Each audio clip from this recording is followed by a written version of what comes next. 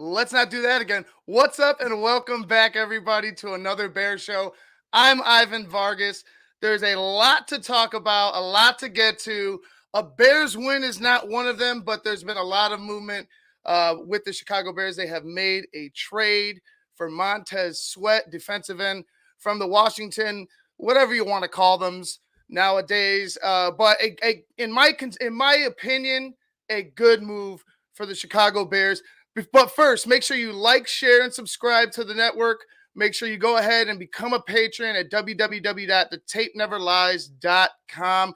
The best $7 you can spend. You'll get updates. You'll get pop-up shows. You'll get breakdowns from DDP. You'll get any extra content that you could, all the extra content that you could imagine on the patron channel. So go over there, become a patron today.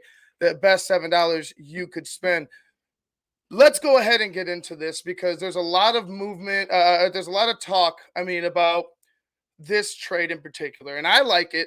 We talked about it on the pop-up show earlier, and I'll run a couple of clips for you guys that had missed it. I'm for this trade. Montez Sweat in his, I believe, let's see. This is his fifth year. Very consistent on the football field. His first 2 years, didn't miss a game. 2021, only played in 10, was hurt.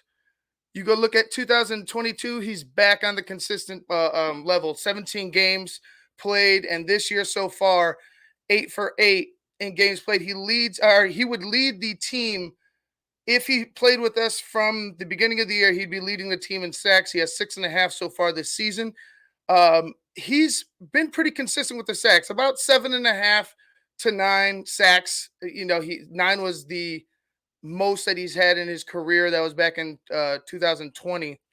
But the guy has been consistently on the football field. He also helps out in the run game as well. So I'm looking for the Bears. Like we talked about adding, and we'll get to Jaylon Johnson in a minute because I know he's another topic of conversation. But we talked about adding players. We talked about adding players at positions of meaning and positions that are going to make it an impact, right? Key positions, like those star stud positions, the top dollar positions. This is one of them.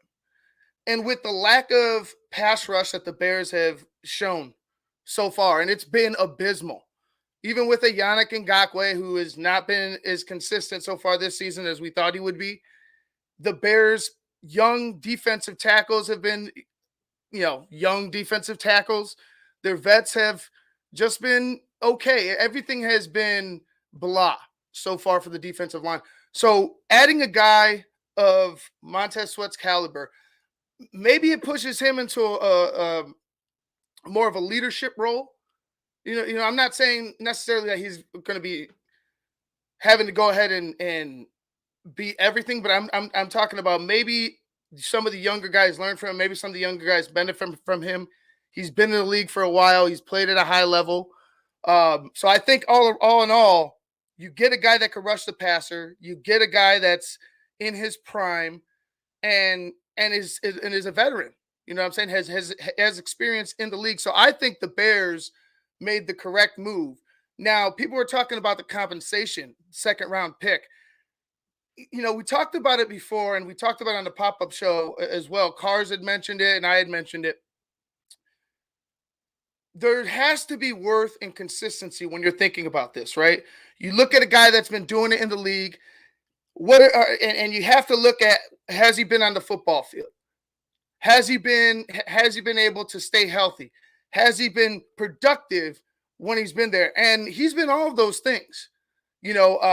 Hasn't had the big double-digit sack year, but in my opinion, you got a guy in his prime that could possibly take another step. If you go ahead and keep building this defensive line, you could see a guy like Montez Sweat take another step. And this year, let's say if he continues, having good runs, let's say he picks up 5 more sacks. He's already in double digits. It would be his best year this year. And I think he could do it. We still have a lot to get. What do we have? 9 of these left?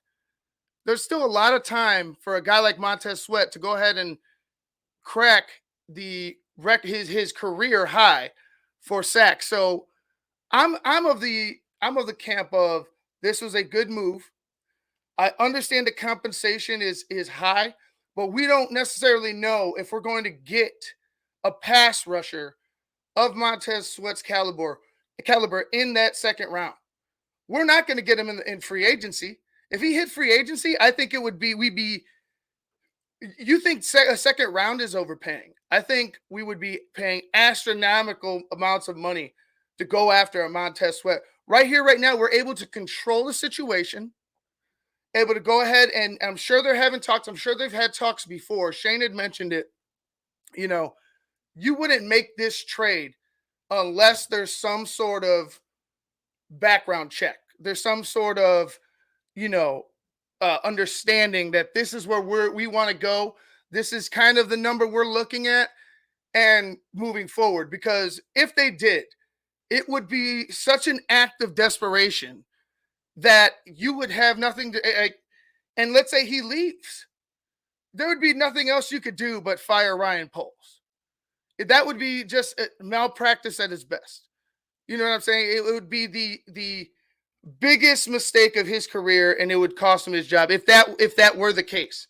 So I don't think that a guy like Kevin Warren was completely involved, but you had to have at least asked for his counsel or accepted his counsel when it came to this, because this is a big move. If you don't go ahead and re-sign Montez Sweat, Shane's a big believer that there's going to be a deal done very soon. I don't know how things will work out. We haven't heard from Ryan Poles. I'm sure we'll hear from Ryan Poles very soon, especially after a trade like this. But as of now, I like going after a young, in his prime. He's a veteran, but he's still young in his prime, defensive end who rushes the passer when you didn't have anybody there that could do it. We've already seen enough of what the guys on our roster could do. Let's go ahead and see what this line could do with a guy like him on it. Maybe it starts freeing up other guys. Maybe he goes ahead and just takes off for us, and he's the X factor of it all. I don't know. I just know that I'm excited to see it. I'm gonna go ahead and get to some of these comments in a minute. I don't have my producer as of right now. He is running late. Hopefully he gets here soon. But what's good, Southside Bear? I want to hear some of the things that what you guys think. How do you feel about this move from Ryan Poles? Is it too much? Is it a great move? What do you guys feel? I like I said before, you had a chance to go ahead and make or add a player of high caliber to your football team at a position you are lacking. Okay, perfect. Do that. Now, when it comes to Jaylon Johnson, right? When it comes to Jaylon Johnson, get some water real quick.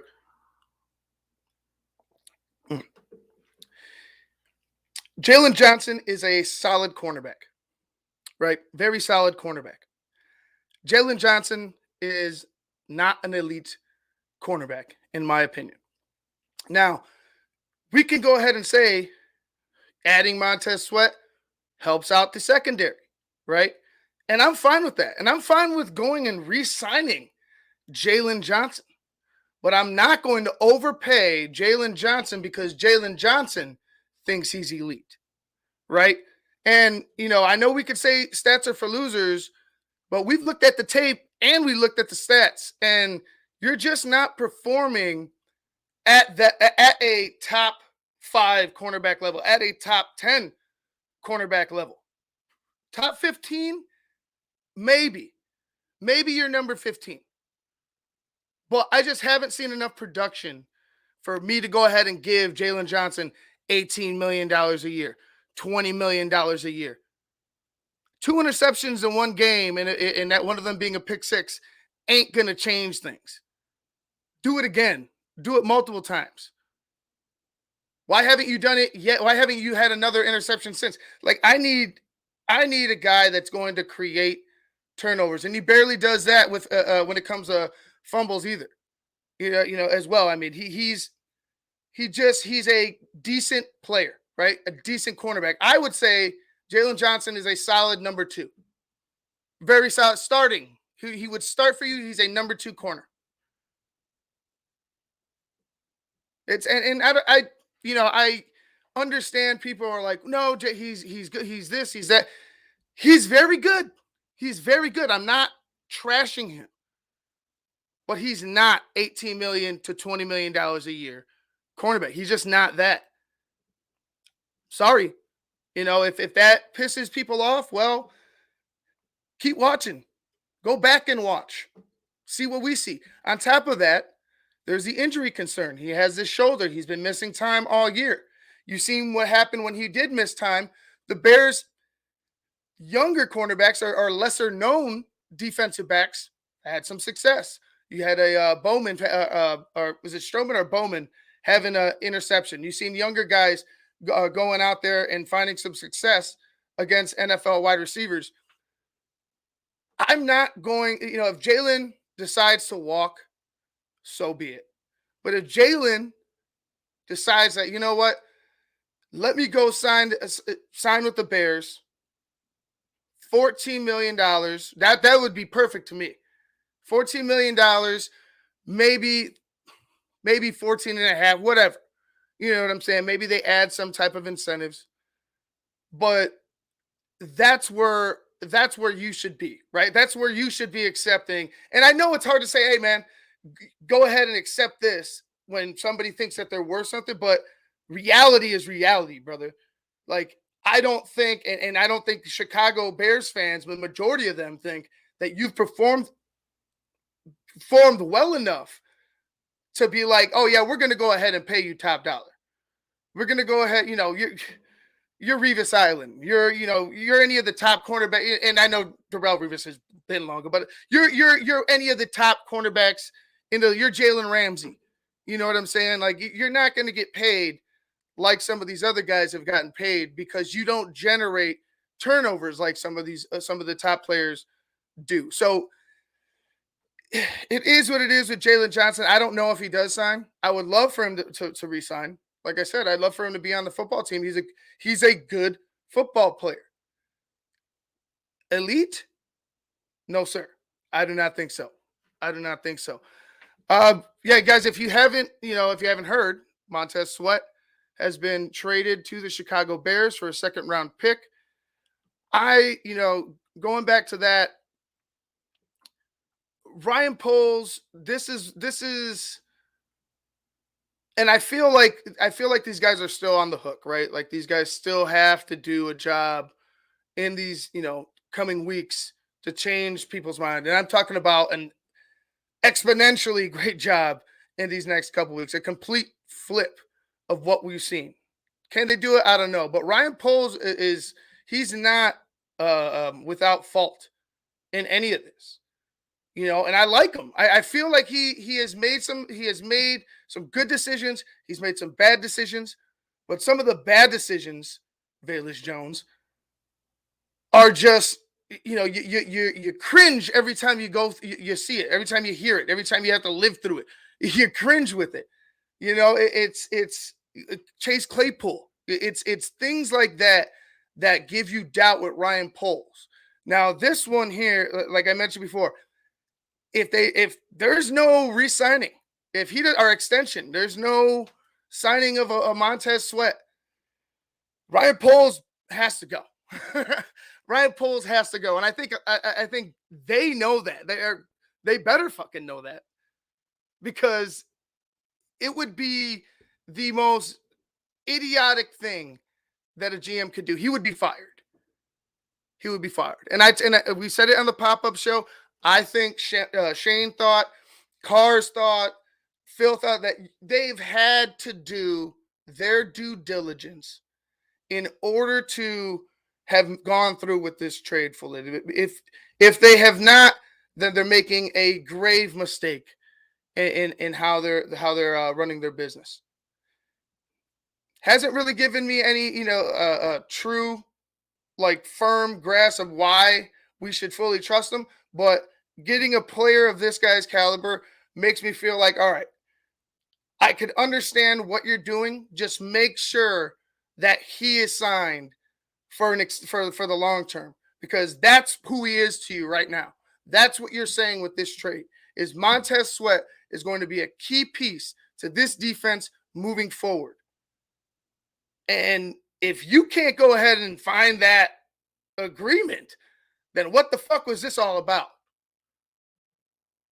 You know what I'm saying? What was this all about? Trust me, Velus Jones, I know we're seeing Velus Jones. Velus Jones will have my wrath in a second.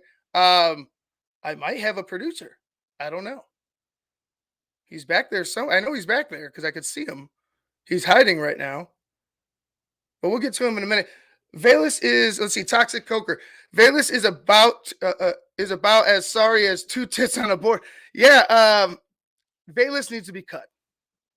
Velus needs to be cut. Velus Jones, Shane called it from the jump, and we've all pretty much here at TTNL reiterated the point. The experiment's done. The experiment's done. We didn't like it when we found out he was 25. We didn't like it when we saw him first returning punts. We didn't like it when we first saw him returning kickoffs. I don't like it when I see him falling down wide open in the fucking end zone when it should be a touchdown. Like all those things are why Velus Jones should be cut. Not to mention 2 of those muff punts cost us games. Right? So yeah, Velus Jones should be gone. Well, in my mind, he is gone, but he should be gone on the Chicago Bears. Let's see, what is this? I'm getting here, kids. Okay. Jackal will be here soon. But let me go ahead and jump in. Here's some clips from the pop-up show today. Here's Carr's opinion. There's a mixture. There's Cars and Shane, and then there'll be a Phil and Shane clip right after that. But here's Cars and Shane talking about the trade today. What is our biggest need on defense? Oh, yeah. Pass rush. Where is this next draft the weakest? By far, pass rush. Where is it weak in free agency? Yeah, it is, because you were going to be trying to sign one of these 2 guys, and it looks like that Washington has chosen, the other guy is being the person. So I understand that the second round is a high pick, but one, I think it shows you that they feel that they're closer than they've looked, not to being a playoff team, but to being more of a middle of the pack team. And 2, you're not going to draft someone in a pass rushing role in the first round next year. And in the second round, you're hoping to get someone that's lightning in a bottle, because you don't find these great pass rushers often at the second round. Yeah, and like I understand the apprehension. I don't think that this is the Chase Claypool deal. I know when it went down last year, I was on record. I understood the deal, but I said when it happened I wouldn't have made the Chase Claypool, and I think everybody's going to automatically default to that. And I do understand the other side of the fence when you're talking about giving up a premium pick, and along with that, you paid a premium pick to pay a guy a premium contract. But the benefit of that is, and like you said, Cars, Bears aren't the only team with money available. We've seen stupid money thrown around. The defensive tackle that was in Philly, nobody expected him to end up in San Francisco. And it's been a massive disappointment. Yeah, absolutely. As well, right? Absolutely. And that's the thing. So you're pushing your chips into the middle of the table, and where this is different from Chase Claypool wasn't a free agent with a handful of games left, or 9 games left, whatever it may be. So Montez Sweat is going to be a Chicago Bear in 2024. Well, we can bet on that. And he's more proven consistently than Chase Claypool was. Claypool, you were still betting on ceiling, right? You were still betting that he could go back to being that guy that he was, the first year. You're talking about with Sweat, who outside of 2021, when he missed a handful of games, has been a 7+ sack guy. And he is a complete defensive end. Like, he is one of the better. He's a very good pass rusher, but he's also one of the better run defending defensive ends as well. So he's a complete complete player. That was the smartest man and the Bears nerd talking up Montez Sweat earlier today on the pop-up show.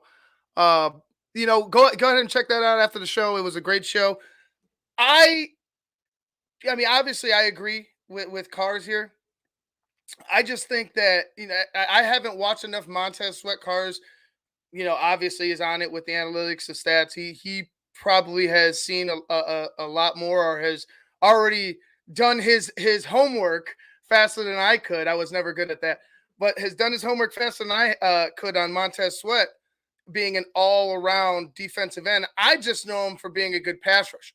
I just know him from having, from the combine speed, as fast as he ran. I'm excited about the athlete that on the football field. And on top of that, the guy is consistent, like we've talked about before. I really am genuinely excited to see how he performs this Sunday. And I do believe he will be on this Sunday. Cars and Shane feel the same way. I believe Phil does as well. As long as he clears, his physical. No Larry Ogunjobi's up in here. But I expect him to be on the field and make an impact. Go after him. Go after the quarterback. That's all you have to really do. Excuse me. That's all you really have to ask of him. You know what I mean? He could figure everything out moving forward, but go ahead and perform. Like you've already been playing 8 games so far this season. You're not in need of any tune-up. Maybe some of the play calling and so on. But go after the quarterback. Show us what you got. I expect we see a good performance from Montez Sweat. I mean, anytime you get moved on from, and I'm pretty sure he's okay with getting moved on. How happy he is to be a Bear, that's yet to be seen. But let's see if he makes the most of this opportunity with his new team. I expect big things. All right, let's go ahead and see what Phil had to say. Phil joined us later on in the show. I apologize for Phil had a little mic, or he had his, headset mic, and it was kind of loud in there. He was so I'll apologize for that if anybody's ears get blown out, but I did turn down the volume, so hopefully that doesn't happen. So fair warning, turn down the volume, and if you can't hear, just adjust as such. But here's Phil's thoughts on the trade for Montez Sweat. Heard you guys talking, so I really... Yeah, well, put your thoughts out there, and if we think you're a fucking idiot, we'll let you know. Go ahead. Well, first, it's a good day. It's a big need, obviously.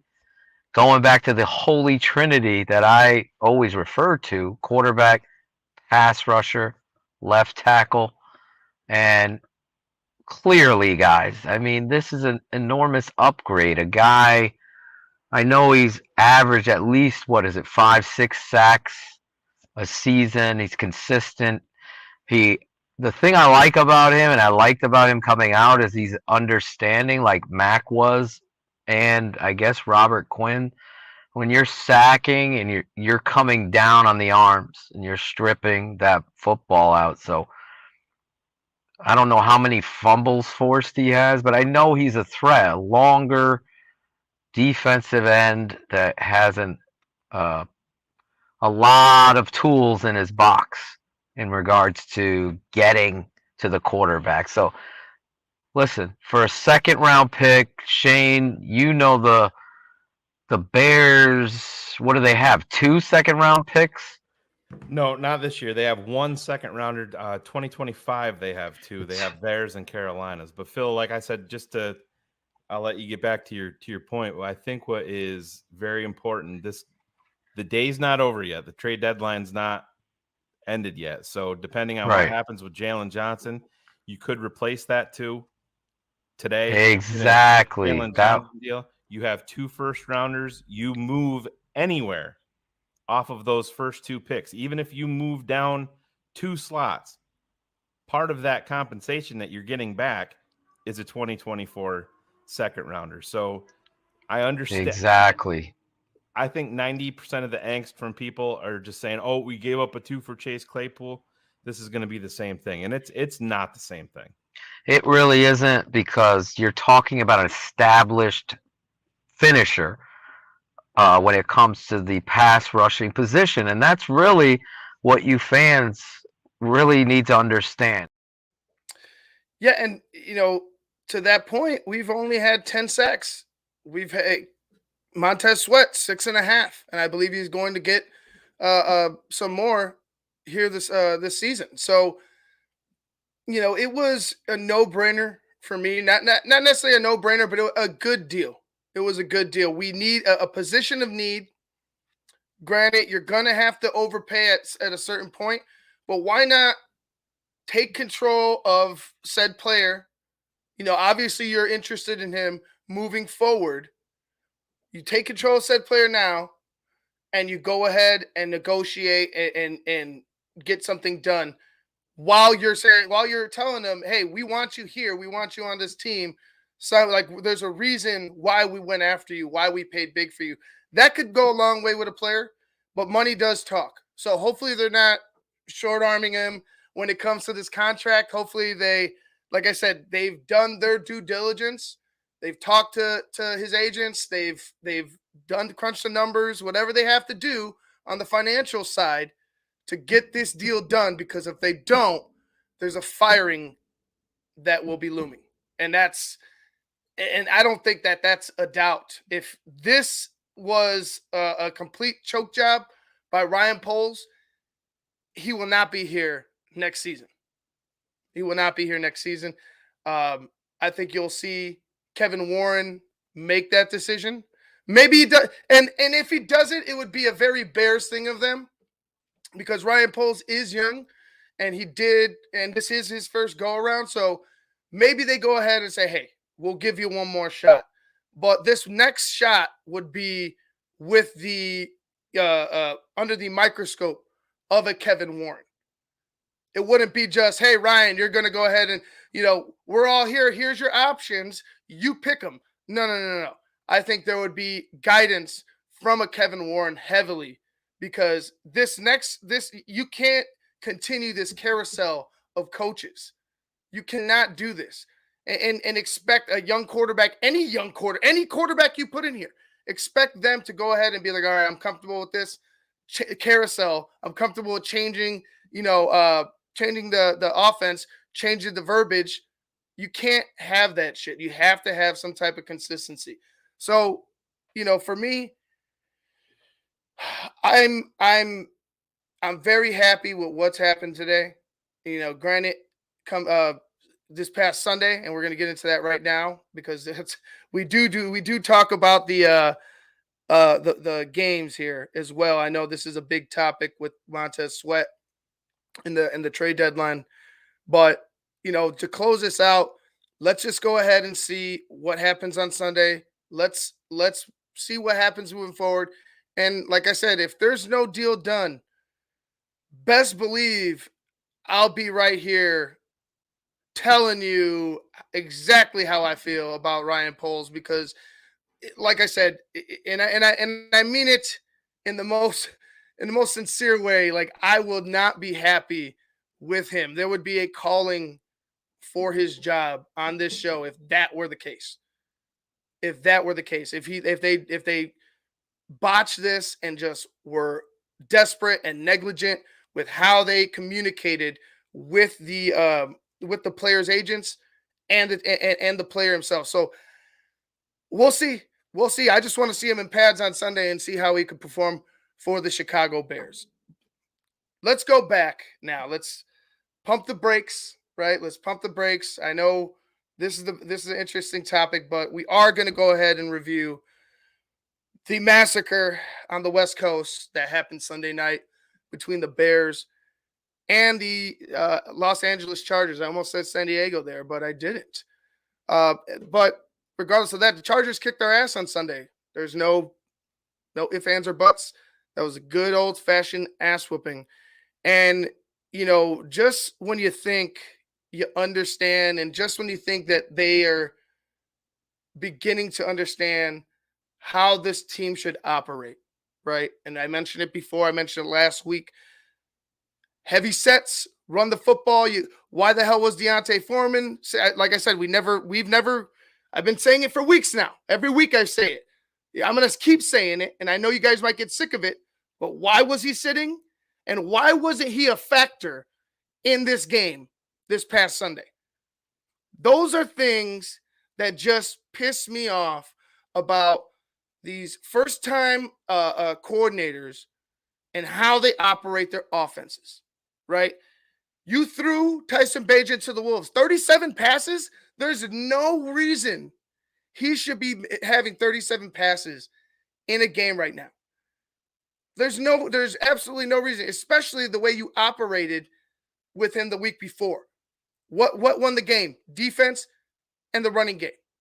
Now I understand that they got down early, but there was no attempt to establish. You had, I believe, two rushing attempts in the first two drives. Both of those resulted in punts. One was both of them were runs by Foreman. The second one got called back because of illegal hands to the face by Lucas Patrick. And Lucas Patrick, we'll talk about him in a little bit, but he continues to disappoint. Let's just say that. He continues to disappoint, and I don't see him being on this team come next season. But like I said, you didn't run the ball. You weren't under center. You didn't use 12-man formation. You didn't use 13. It was spread and let the kid, go. It was almost as if you tried to make it the Tyson Bagent coming out party. And I mentioned it last week. The Bears and Tyson Bagent, as well as he played, need to take his career one step at a time, right? How do you protect the young quarterback? Establish a good running game, play complementary football, hope that your defense, and we'll talk about them too, because they were absolute dog shit. Hopefully they could help you out and get you in some good field position, generate a turnover. But none of that happened. It was from the jump, we're going to spread it out, we're going to throw the ball, we're going to show you Tyson Bagent's arm, which is fine. He doesn't have a noodle arm. He doesn't have an 80-yard cannon, but he could get the ball downfield if he needs to, right? Regardless of that, he shouldn't have been forced into that situation at all, because that's how I saw it. You abandoned the run early. You barely ran for 2 drives. Your first 2 drives, 2 runs. That's it. 2 runs. And then when you get to the 4th drive, right, the touchdown drive, 17 plays, 80 yards, you ran the ball 6 times with your running backs. So, even on your better drives, you're able to establish some type of a running game, a running attack. And that opens up everything else. So I don't know why Luke Getsy seems to. I do get it, because, like I said before, it seems like it reminds me of Matt Nagy. When things would go right, Matt Nagy would want to change it because this is how it's supposed to be in his offense. Not these are the players that you have on your football team. That's how it's been operating in my eyes. So, it's not going to get better until he wakes up and realizes, hey, we don't have Aaron Rodgers, right? Aaron Rodgers, prime Aaron Rodgers is not here to go ahead and make miracles. You know what I'm saying? To go ahead and run the offense that I want. So go ahead and use the plethora of running backs you have, that stable of running backs. Why did you go after some of these guys if you weren't going to use them? Get that offensive line doing what it does best and going downhill, and then work off the play action with whatever quarterback is under center. I don't care which guy is under center. That's how this team is going to win, or at least going to stay in ball games long enough to where we won't change the channel on the TV. It doesn't make sense to me how you can continue to be that arrogant. And I don't think Luke Getsy's like some bad guy, but you would not be willing to humble yourself enough to say, maybe we should just do this. Maybe we should slow it down. You already had Justin calling you out. And if you simplify it, sometimes the coaches need to simplify for themselves to save them from themselves, because you got all these plays and you like how they can operate and you like what they can do, but you're looking at all these other plays and not seeing the ones that consistently work for you. And the running game has been there when you trust it and get it established. One run in your first drive ain't good enough. I need two at least. If you're gonna go 3 and out, at least tell me you ran the ball twice. At least tell me you ran the ball twice. With this team, we don't have Patrick Mahomes, right? It's just not there. Justin Fields, who knows what happens, coming up? Does he figure it out? Does he become the Justin Fields that we saw in Washington? Does he become the Justin Fields we saw for about a half against Denver? I don't know. But how you protect both of them is establishing this run game and not abandoning it when all is lost, when you feel all is lost, or when you feel desperate and you have to go ahead and air it out just to save your job or to save face or to whatever you think. Keep pounding the rock. Deonta Foreman, I'd be pissed if I were him. I would been asking for a fucking trade if I were Deonta Foreman. There's no reason to sit this guy. There's no reason why he should be on the bench. There's no reason why he shouldn't have 10 to 15 touch. If you're going to have this, and I like the idea of multiple running backs, but if you're going to have this multiple running back attack, one of these guys is going to have to get the ball more than 9 fucking times. 2 of these guys are going to have to touch the ball in double digits, right? If one of them is in single digits, okay, that's fine. But you're going to have to get these guys some more touches because it helps you out, and you see it in drives like this, like that 4th drive. 6 rushes, you end up with a touchdown. And it's happening, and it's go back and look at other drives that we've scored touchdowns on. The run has been heavy in majority of them. Our longer drives, the run has been heavy in majority of them. You would think, a guy who's in the NFL, who's coaching offense, who's had more offensive coaching experience than I, would think that way. For me, it is what it is. I don't think that Luke Getsy or Matt Eberflus will be here next year, but that's, moving down the line. I'll give you guys this, you Bagent fans, this. Tyson Bagent was not the issue. Tyson Bagent was not the issue. What I saw, though, with more tape, were some things that I didn't like. I mentioned this to Phil. I mentioned this to Shane. And Tyson Bagent had a game, a welcome to earth game, right? A comeback, a little comeback down to earth game. And that's fine. He's already had his NFL moment. We welcome the NFL moment against the Vikings.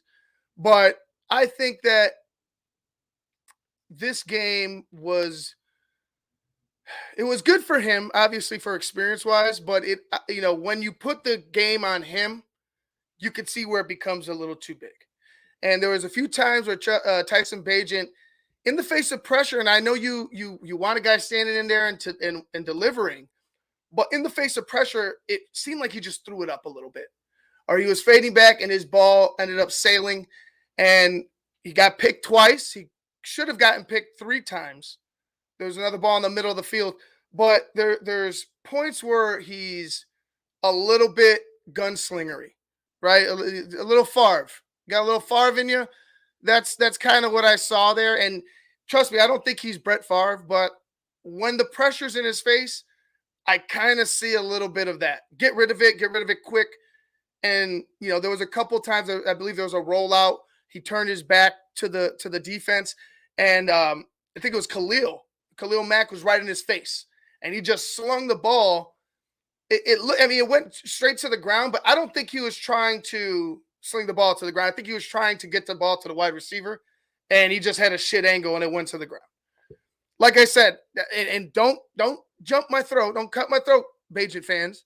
I'm just saying these are some of the things that I saw with Tyson Bagent. And, the other things I saw, like his arm is fine. Enough said. His arm's fine. He can deliver the ball. We saw he's not afraid to deliver the ball through tight windows. We saw he's not afraid to stand in the pocket and deliver. He's definitely a guy that you want on your roster. He belongs in the NFL. Okay? But these are things that a young quarterback needs to fix. And these are things that you're going to continue to see when there's more and more tape on Tyson Bagent in the NFL. And I'm not going to say he can't correct it. I'm not going to say this is what's going to happen all the time, because we haven't seen enough. But you're going to see his flaws sooner or later, right? If you think he has none now, well, you'll find some. I mean, everybody has a flaw, right? Even Patrick Mahomes has a flaw. I'm sure I don't know, but I'm sure he has his own flaws himself. But looking at Tyson Bagent, doesn't deserve any of the blame.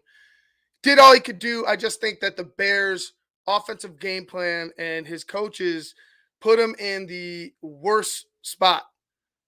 Putting it all on his shoulders like that on Sunday was just dumb. Just dumb in my opinion. Oh shit, Luke, what up? If Bagent is getting smoke, Fields needs to take smoke and own it. The line can't get burnt. PS, where's Mooney? I don't know what all that means, but where is Mooney is a good question.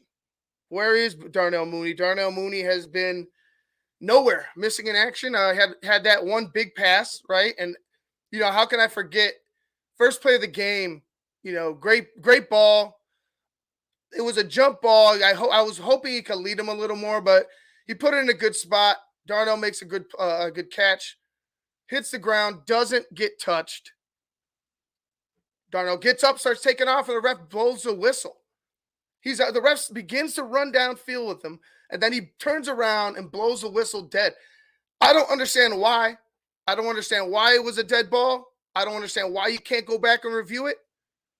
But to me, that should be something that the Chicago Bears, whenever the winter meetings are or whatever the coaches are, the owners' meetings concur, that should be something that needs to be reviewed. Like, that should be a reviewable play. You should be able to, hey, he never was touched. Like, you shouldn't be subjected to an errant whistle when your guy got up and was pretty much free for another, 60 yards? Another 60 yards? Maybe the safety caught him, but nonetheless, it was a bad call by the referees. Shitty play. But going back to Darnell's absence, Darnell, I don't know where he's going to fit moving forward if the production isn't going to be there. He's a great player. I don't know how or why they can't get him going this season. I don't see why he's struggling. I don't see why he's not getting as many touches. He's 1 for 4 targets, 1 catch, 41 yards, and that was just the first play of the game, and that was it. Darnell was pretty much a ghost the rest of the game when it came to catches. Looks like he's ready. He's shown up. He's clean shaven. Well, no, he's not clean shaven. But oh no, you're not clean at all. Oh, okay. Well, anyway, here's Chris Jackal. He's here. He showed up, and he's looking good. Happy Halloween, Jackal. Oh, fuck, man. You're speaking a lot of truth tonight, man. I got to tell you, it was jumping on.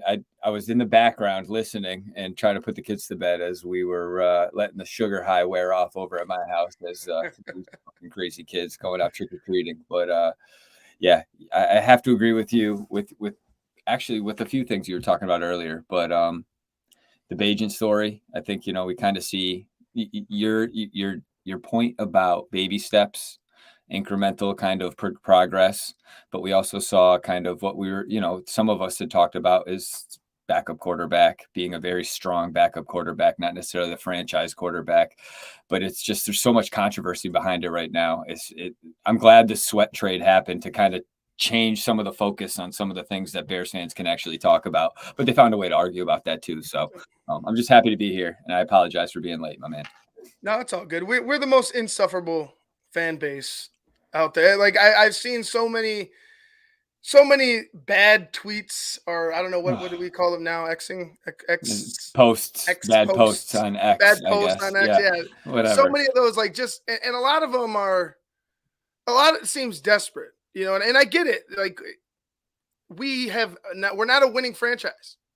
No. Let's be real. We're not a winning franchise. You know what I'm saying? It's been a long time, and it's getting even longer, from, I mean, God, think about winning NFL championships back in the day. You know what I'm saying? You weren't doing shit. The rest, like, majority of the late 60s, you weren't doing crap. And then you didn't do crap in the 70s. And then the 80s were a lot better. You won the Super Bowl. The late 80s were great, even though your team should have won multiple Super Bowls. Yeah. And then you have this desert up until you know what I'm saying? And then it's just a dry spell for a decade plus. Yeah. Up until you accidentally get into the playoffs. Backdoor into the playoffs. Yeah. Yeah, backdoor into the playoffs. And it's frustrating to say the least, but we can't have nice things though. You make a great trade. I think, you're not going to get value like that with the pick they were looking to do. There was a comment earlier about, I much rather make this trade than the Claypool trade for the second round. Absolutely. Couldn't agree more with you. It's something that you would think polls would go out and do. Everyone was clamoring for Chase Young, and when that didn't come to fruition, and you see Young go for a third pick later on in the afternoon, people were like, "Oh, Jesus, Poll got played," and it's like, well, no, Sweat actually has been, he's been on the field a little bit more consistently, while Young, was one of the top overall picks. Sweat has been the more productive player. And so, that's going to cost a little bit more money. Mm-hmm. And I'm pretty happy with where we finished off with respects to the trade deadline by not even moving Jaylon Johnson. I did not know if you talked about that at all. But I thought that was kind of important. I talked about it a little bit. It's Jaylon Johnson is a good player. And I led off exactly like this. Yeah. Jaylon Johnson's a good player. Yeah. Jaylon Johnson is not an elite player. Agreed. Jaylon Johnson has not put up the turnover numbers that I would want for him to be considered an elite player. Yeah. And would he benefit, being on a better defense? I'm sure he would. But right now, if you're asking this team to go ahead and pay you $18 to $20 million for the production that we've seen so far, sorry. No. Can't do it. No. Can't do it. And 14 mil seems to be the consensus around here. I know some people have it at 12, 13. Yeah. But I think 14 mil is right, just about the right range for a guy like him. So 5 years, 70 million, something like that, you'd be okay with? I would give 14 million a year. I would say the years would be coming. I would say the years have to come down on a guy like Jaylon Johnson. Just because of that shoulder, you don't know how him getting older, the more he, you have to give and take somewhere. Like if you're not going to give him the years, you're going to have to give him some dollars. So if he's going to want to stay in Chicago, obviously him sticking around and not being able to get a deal in his favor that the Bears wanted to. It sounded like there were some offers that were possibly out there. Was it the Bills were trying to make a late push right before the deadline? It's in negotiating in the way it looked like he was trying to maximize his value now, because if he sticks with the Bears and the defense doesn't perform well, his numbers aren't going to be that great. And, he may not have the picks, and trying to strike while the iron's hot with respects to the games he's coming off of I could see why he requested the trade. And Poles, being a good GM, I think is something you should do. It's hey, go ahead, see what you can get out there. We're gonna pump the brakes on the good GM right now. All right, so being a GM that's worth his salt. Okay. With respects to negotiations, I would say he's okay.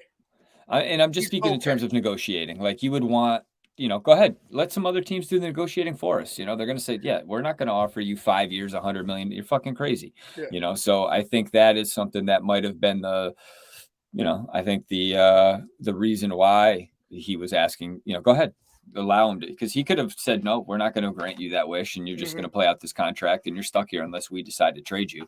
But he acquiesced and said, go ahead. He's saying he's not going to re-sign. He's going to leave at Chicago at the end of the year, but let's see how that plays out, man. I think he's doing a good job of not creating a big stir about letting a player go. Or if a player is frustrated or, obviously they like a certain type of player. Yeah. They like a certain type of body type. Certain players fit their mold and they're what Eberflus likes to run on his defense. I'm not saying Jaylon Johnson's not that, but you can't go ahead and pay a guy top dollar. And I'm talking 5 years, 70. I'm talking about 5 years, $100 million plus. You can't do that. This Tools has it right, and Anthony P has it right. 3 years max, 3 years, 15 mil.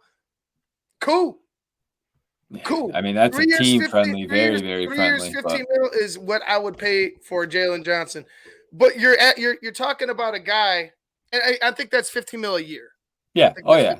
Not 3 years, total 45 15 million. Gotcha. Yeah. Yeah. So you're at for me, the guy is obviously, going to value himself highly, right? But he doesn't realize that he just realized that the rest of the league does not value you at that spot either. Nope. So what the Bears and Jaylon Johnson have to figure out is, do you want to be here for the long haul? Big picture. Do you want to continue to be here? I know we're young. You're starting to get into your prime. You probably want to win. We're probably a year or two off. You hear how if that. But if that's the case, then why not go ahead and franchise tag him? Right? Why not go ahead and do that? Because I can see that that's where it's going.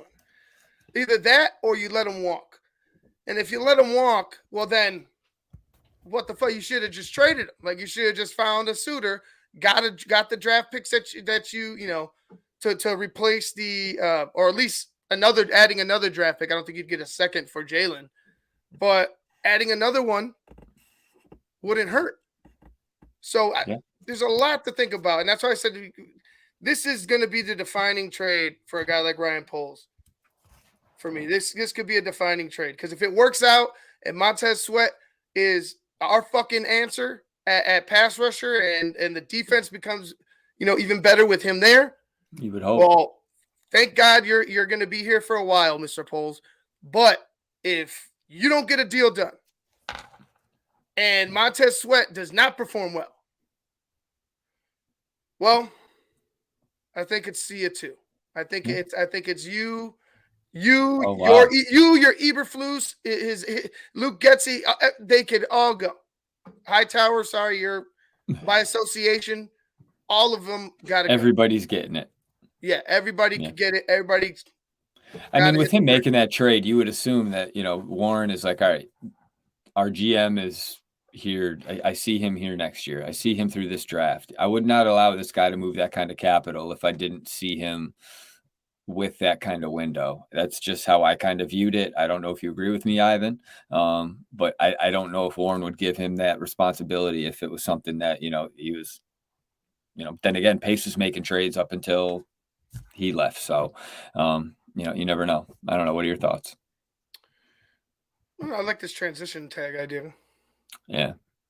That might be a I threw that in the chat with the numbers there, 16.8 for a transition tag. Yeah, I like that. Yeah, but 19 point. I mean, that's just it. He's gonna sign. He's gonna sign somewhere for 5 years. That's what they're all getting. Yeah. If that's the case, then no. If you're franchising at 19, then I'm going to be if you can't get a deal done with Sweat, you got to franchise tag him. You're not going to lose him. You're going to let Jaylon walk if you're it'll be Jaylon. It'll be Jaylon walking. You hit him with the transition. But even that, I don't think they would do that to Montez Sweat. You go after Montez Sweat you go after Montez Sweat because he's the big fish. Because I think there's a deal kind of got to be structured or something. Yeah, he's a premium position. He's a premium player, and he's going to command big dollar next year. You know what I'm saying? I think you go ahead and make sure that he gets paid. Yeah. But as far as like if now that you're pointing out this 19 mil, I wouldn't, because then after that he's gone. That's the average of the top three, right? I think so, but I'm still not paying. I'm still not paying 19. No, he's not that. I mean, he's not that type of. That's why I think a 5-year transition. The transition is even a little like about a 2 mil too steep. You know what I mean? Like 5 years, 75 million, 15 million a year. I think he's going to get a 5-year deal. He's young enough. I think if the Chicago Bears want him, there's going to have to be some sort of negotiate. I mean, you have to give something up. Both of them are going to have to. If he's giving up money, they're going to have to give up years, or vice versa. So, it's just, or he's going to go somewhere else. So. Yeah, well, we'll see what happens. It just doesn't look good for our teams. Like, you want to keep talent that is drafted here, and you want to keep homegrown talent. I just think that speaks to guys that you do bring in, and but then again, you also don't want to cut off your nose to spite your face and pay Jaylon Johnson $20 million a year, and now you can't afford to pay. Some of these other guys are going to be looking for money in a couple of years as well. So, Did I just freeze? You did, I think. I think I did too. Okay. Everything froze on my screen. My whole screen. I had no clue what you just said, so I apologize. But I think I just good. We got snow here in Chicago, believe it or not. So I don't know. We're talking about snow here in Connecticut in the morning. Actually, I was. One of the last things I was doing was just getting a fire going for my wife and the baby before he was hitting the sack. Right. But, Jackal, the woodsman. Amen. But no, it's shitty out there, so I'm sure that the reception is going to be bad. So if I drop off, fuck if I know. I didn't even look. I Montez Sweat got traded today, so that's all you've been focused on. Dude. The pop-up show, I was trying to build this thing earlier, and then Shane's like, "Hey, Montez Sweat got traded." I had no idea, so I had no idea he was a Bear. So I'm like, "Oh, really? To who?" The Chicago Bears. That's who. But nonetheless, I'm looking forward to what he does on Sunday. But let's go ahead and jump into these interviews from this past weekend. Or you'll see the post-game interview from Matt Eberflus. You'll see the post-game from Tyson Bagent. Then you'll see what Matt Eberflus has to say from yesterday. I'm sure that they're going to have another interview tomorrow. They'd have to, once the physicals pass, they'd have to have I would imagine Ryan Poles would come out and have an interview and talk about the trade. Right. You know what I'm saying? Mid-season, it's a pretty big trade, significant for the franchise. So I would imagine he'd come and speak. So if he does, if he does and I'm available, and we're not doing a pop-up show as a network, maybe I'll just pop up and we could go ahead and watch that together. As a team, as a team like we got. But let's go ahead and get into these interviews right now. Jack, are you going to hang out with me or are you going to hang out in the back? Yeah, I'm here. Okay. Whatever you want to do. I'll be quiet. Yeah, no, you could talk. All right. So, just talk about the game here real quick. Obviously the start we had today was not what we wanted. We offensively went punt, interception, and then we went touchdown, field goal, touchdown on defense. So the glaring things that stood out to me and what my message was at halftime for the players was we had a lot of penalties that set us back, our drives back on offense, and the operation wasn't as clean as it needed to be. And then on defense, it was really simply about fundamentals. It was about basics. It was about cupping the ball. It was about having forced pursuit apex, about our Another failed promise Yep. from this coaching staff and this regime. The focus on fundamentals, the focus on tackling, the focus on the little things that he's speaking about. And I know he's not giving you the fluff anymore, right? If you've noticed, he's trying his darndest not to give you any he's giving you enough, right? Just enough fluff, not just fluffing the shit out of it, right? Not giving you straight BS, but he's giving you a little bit more than what we received before. But with this, your entire principle, your entire philosophy has not shown up on the football field. And the lack of, like I said, on defense, the lack of tackling, the lack of discipline, the penalties, out of position players, all that falls on you. And even when we do have decent games on defense, it always seems like the next week they go ahead and repeat the same mistakes. Yeah. So it all falls on this coach, regardless of what he's, regardless of him being open and honest. It still falls on him. Tackling, right, and our angles, and we need to do a better job of that. And that's where they got their big plays, and that's where they got their scoring opportunities. So that was my message there. I thought the guys came out in the second half, did a solid job of that. But at that point, we were down, and defensively, that first drive coming out of the second half, we needed to get that stop right away. To give ourselves a chance to get a scoring opportunity there, and they ended up getting a few first downs, and we didn't get off to the third down. So that was that. Again, we didn't play complementary football as we have, last week and the last couple weeks where we played complementary football together. And, our last two victories with the takeaways and being on the positive side of that, we were -1 today. So that also attributed to that. Situationally, early was not what we wanted it to be, third downs, offense and defense. So that's 6 for 14 again, on third was downs. on their favor. And again, I give the Chargers, the credit. They had a nice game plan today and did a nice job today. With that, I'll open up to questions. You hit the deep ball in the first.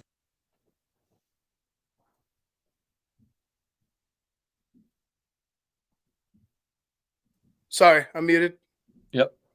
Sorry. You're That's good. the last thing we wanted to hear, Coach, was the fucking Chargers did well today. Like, Yeah. Dude, they didn't. keep just say we lost a game, we got our asses kicked, and that's that. What did you like about him airing it out, especially after the game plan last week?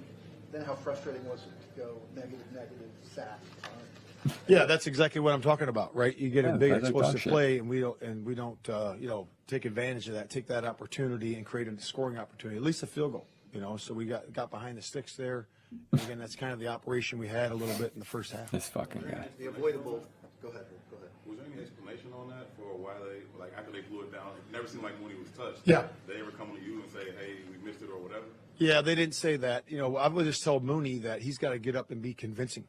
When he gets up. I mean, he did get up. And that's what I he told him. was. He did get up, and he was convincing. He fucking started running down the field, Coach. Where were your eyes the whole time? Where was his eyes the whole time watching the play? Mooney goes down. He realizes he's not being touched. He pops So he gets up and he goes. And fucking takes off. What game were you watching, Coach? God, Absolutely. this he guy just needs to get up and go house the thing, and then let them make the decision. Don't have any decision there. Made a heck of a catch for sure, and a really good play. But again, I don't know what the outcome of that in terms of what they said. Dude, this guy's a fucking ass clown. Penalties and poor technique, missed tackles, things like Yeah. that is the number one thing that you have talked about probably for the last 2 years. Even if the results on the field haven't been good, you've talked about that being important. Why do you think that? Lame why duck was that such a motherfucker. collective problem? Yeah, I would say that it's been good. The last 3 weeks, our tackling has been really good. They've been in the fives, Exactly, which tools. is elite. Blames the Last player. week, I think we had 8 or 9, which is okay. But again, today wasn't what it wanted to be. We've been working our tail off on it in practice. Been working on our angles. Been working on that exact thing, and it's been paying off for us. And today, it did not. We got to go back and look at the tape, and we got to get better at that fundamentals skill. I thought we did a better job in the second half. Cupping the ball and keeping explosives down.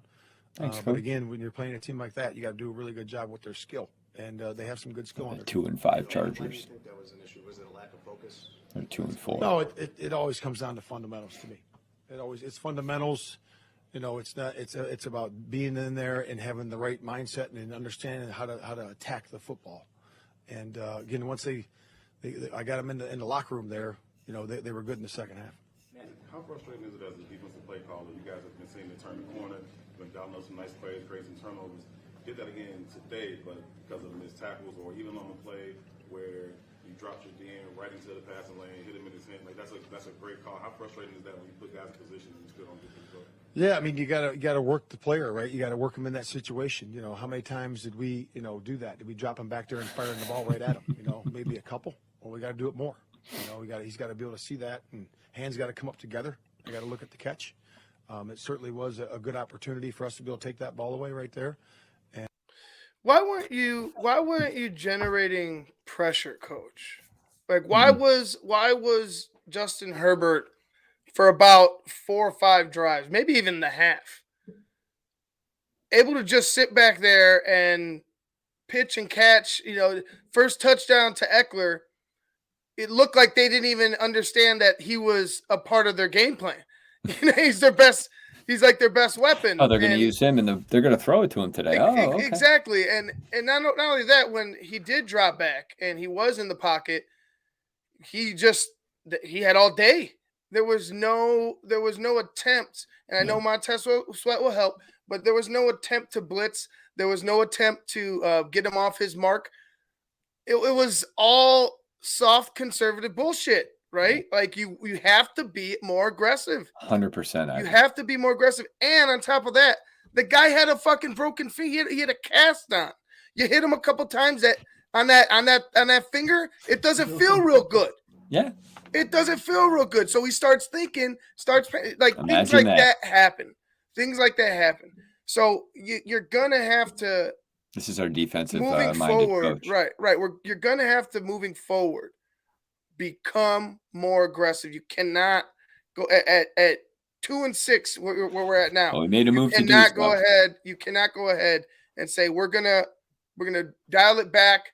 We're gonna play it safe. There's no playing it safe. Your job's on the line. Yeah. Your job's on the line. And I don't think they realize that. And it's part of that is frustrating to me. And but again, we gotta get better. Going off that, what did you think of your pass rush tonight? It was solid. We left it in Chicago. Pressure, in terms of called pressure. I know that TJ had a really nice hit on that one in the second half. I thought that was good. I'm always going to say it needs to be more. It needs to be more. But again, we just got to keep going on that. His hair's weird. It feels like after last week, I think everybody's expectations were high. But this is also a guy who hasn't done this before. Yeah, I thought it was solid. I thought that, when we're passing the ball, when we ran out of possessions, at the Coaches' very end, contracts don't we count were against going cap. for it on all the 4th downs, which we had to because we only had so many possessions left. And he was in a 2-minute mode. And I thought he operated well there. I thought, because they have some good rushers, and they have some way to pressure with their front four. And I thought he did a good job checking it down to the back at times and working it to Cole. I think Cole was 10 for 10 today. But, so I thought he did a nice job there. And then the interception, that he threw to Mooney, I thought that was a good strike right there. And then the other one on the side pocket there that they overturned, I think we just got to come back to the ball there a little bit better. But, again, it's what I saw on the field. Coach, I know you may have considered this before, but why the decision not to have Jaylon Johnson shadow the other team's best receiver? It seems like having the Good question, Herb. They've targeted him a couple times this season with their best player. Why not have Jaylon? Yeah, Jaylon can certainly do that, but we were giving help whoever was there. We were trying to. A lot of times what they do is they put Keenan on the move a lot, and they do a good job of it, and they have to, right, because that's their player. And we try to get on as much as we can with 2 guys, but sometimes you can't do it. But how does DJ Moore only get one target in the second half of this football game? Yeah, I'm going to have to go back and look at it, where the ball was, what they were doing to him. I got to look at the coverages. They could have been over top of him with a guy underneath him. Look at him rock back and forth, all fucking anxious. Right away. So I didn't know how many times that happened. I knew it happened some. I saw it a few times, but I don't know how many times. It's a very rough interview with Matt Eberflus, and that's anywhere, like whether it be on TV, on radio. Excuse me, I couldn't get the word out. On the radio, it's just very awkward. Like he's not good on the mic. It's like you got something to hide, or you're not giving me the full. You know what I'm saying? Like it's just an awkwardness with him. He's just not. Sucks. Yeah, he sucks in the interview. It's just not a great interview. Thanks, guys. All right. All right, we'll just go straight through to Tyson Bagent because we got to hurry up with this show because we got Keeping It Fantasy coming up next. But we'll go right through with Tyson Bagent. The deep ball. What what sort of message do you think that sent in terms of how aggressive you're going to be, and how disappointed are you that it didn't kind of spark? Yeah, I think obviously, nobody likes to lose, so very disappointed that we couldn't build off of that, especially on that drive.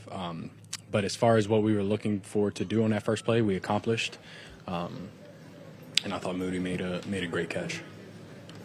That's the first interception you had toward their sideline. What did you see there in terms of the coverage and the route that DJ had that you were looking for there?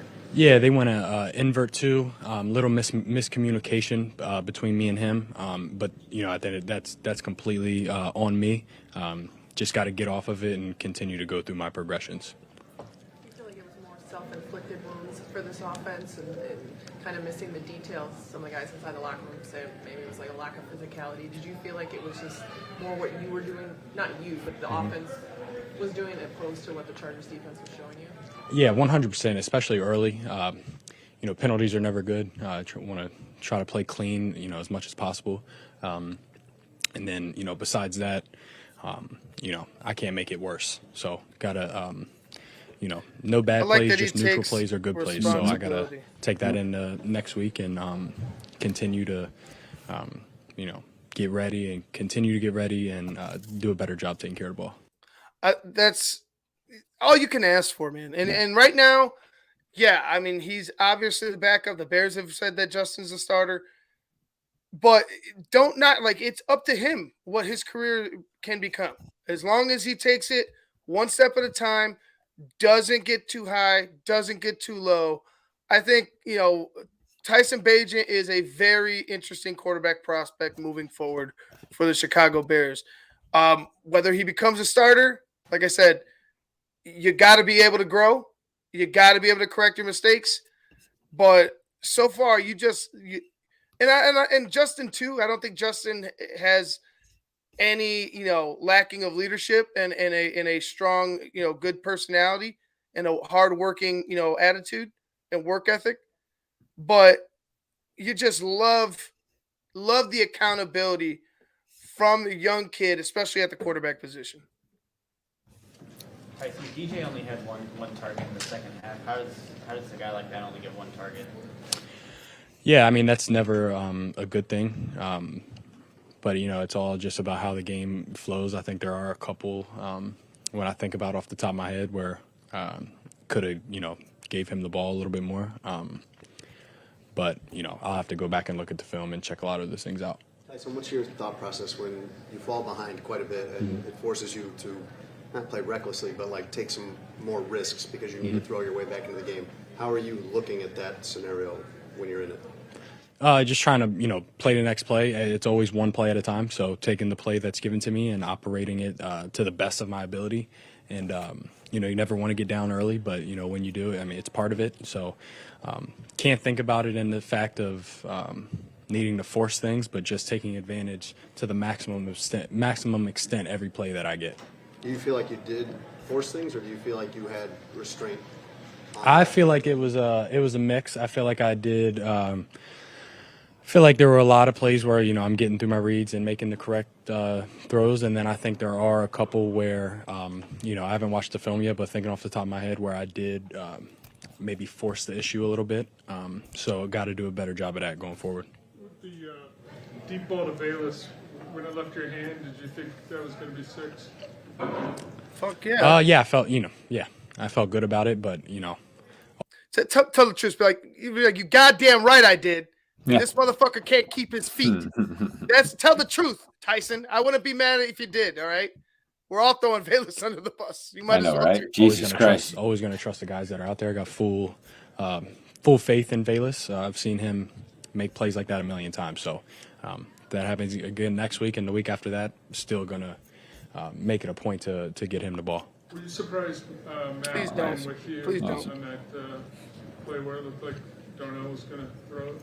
No, I think that he's one of the greatest when you think about players in this league. So high IQ, and it's a good thing he did, or that would have been a touchdown. It looked like he blanketed you, like he didn't give you an inch on that. Say it again? It looked like he didn't give you any space at all, like he was right on it. Yeah, he was. Learn more from last week's game or this week's game? I don't know. I try to take things from every game that I play in. This is all still new, but so I try to take things from every game. So I took a lot from last week. I'm going to take a lot from this week, and I'll take a lot from next week and the week after that. Whether I'm starting or not, I'm always taking things away from every time that we step on the field. That's fucking awesome to hear. I gotta say, you just gotta say it again, man. I can't say it enough. I'm happy he's on the football team. This is the type of attitude you need. Whether he's the backup quarterback or the starting quarterback, you need this type of attitude, these types of football players on your team. And it helps that he goes ahead and, puts in the work on top of that. His teammates seem to have an admiration for him, including the veterans. So, I'm a fan. Like I genuinely like Tyson Bagent. I'm also a Justin Fields fan. So for me, I don't think it's obviously a weird situation, but I don't necessarily think it's a horrible situation, because when have we had two where it's like one of them has an extreme talent and skill, and the other one really has potential as a pocket passer and a true quarterback. It's something that I think the Bears should use and look at as an advantage instead of as a negative, as a positive instead of a negative. It's something we've never seen before as a franchise. You got two young quarterbacks here, potentially a third if things go that way. Who knows what happens? But the way he goes ahead and handles himself, impressive. What about him in regard to what Patrick asked you, just the up and down, just last week feeling so good and now this, you guys are just not competitive in the game. How do you process that? Yeah, we got to be more consistent. When you sign up to play in this league, you're signing up for ebbs and flows and highs and lows. It happens to every team every year. So we just got to do a good job of honing in this week. Focusing in, locking in on the details, and taking care of the ball. Those cover two looks that they were throwing at you guys a little bit more routinely, being kind of more on, like, how can you what's the workaround there in those situations when they're trying to take away the deep passing game? Just gotta always just gotta take what they give you. There's checkdowns on every play. There's shorter routes on every play that we just need to take advantage of and march our way down the field. And when you're forced with situations like that, you got to really put a focus on taking care of the ball, because it's going to be longer play drives. Tyson, on the 4th and 2 play to Darrington Evans on the right side, what did you see on that play, and what needs to happen for it to be executed? I gotta have better timing. Got to get the ball out a little bit quicker. What I saw, all out look with space out there, had a hitch within the concept to Darrington, and double DJ on a slant. So catch and throw to Darrington, just gotta be better timing and get the ball a little bit quicker. Okay, so what's your sense for what next week holds in terms of whether you'll stay in the starter's role or how you kind of manage the next couple of days trying to figure that out? Oh, that's nothing for me to figure out. That's out of my control. So I'm going to attack the week the same way I always do. Everything stays the same. Emotionally for you, go back to last week, you actually had a big win. You have everything talking about from you being the long-term starter here, the comparisons to the Brock Purdy's of the world and everything else. And then you have this national television game where it doesn't go you guys' way. I know what you're talking about what it's like for the team, but for you emotionally, personally, having written that way, what's that been like for you? I don't get too high or too low. When we win, I'm not too ecstatic, and when we lose, I don't get too low. Just try to stay level-headed, and I feel like that puts me in the best headspace to be able to have a more effective week the next week. So, once again, emotionally, I don't necessarily live in that world. Just keep it all in reality. Get better at what we need to get better at, and build on the things that we are doing good in order to give ourselves the best chance going forward. How would you define what you personally need to get better at? I'll say it again. It's a mirror. I'll be a mirror when it goes bad and a window when it goes good. I got to do a better job taking care of the ball. And that's about, the extent of it. That's about the extent of it. Thanks, guys. Thank you. So there you go. I mean, he's very honest. Man. Yeah, very honest with his answers. You believe him. Obviously, they can sound cliche, But when that's what got you there, I mean, you can only be honest. Like, you have to be consistent coming from where he came from in order to make it this far. Here's Matt Eberflus on Monday talking about the ball game on Sunday and the injuries moving forward. Okay, good afternoon. Just a quick injury update. Justin continues to work with the trainers. Will still be week to week, but he is improving. And until he gets back healthy, Tyson will be our quarterback for now. So that's what where that is. The next update I have for you is a little bit unique, right? And it's a little bit different, that explaining this, but let me try to do the best I can. So Jaquan Brisker, right? So we've been reporting that he was been ill for a week. So Sunday, Monday, he checked out fine with evaluation and with independent neurologist, being cleared from concussion, right? So he was all set. Then Tuesday reported that he was ill, right? And had a fever. And that persisted through Tuesday, Wednesday, Thursday, and into Friday. Brought him into the building, right? So he was in here then. And then still not feeling well. We ruled him out on Saturday, and then again wasn't feeling well. And then his illness, cleared. Saturday, then Sunday he felt he was cleared in terms of his illness, and then still felt a little bit off, in terms of having different like symptoms and those types of things. So we got him reevaluated, and then now he's back into concussion protocol, and that was on Sunday. Awesome. Wasn't feeling well, and then Monday this morning.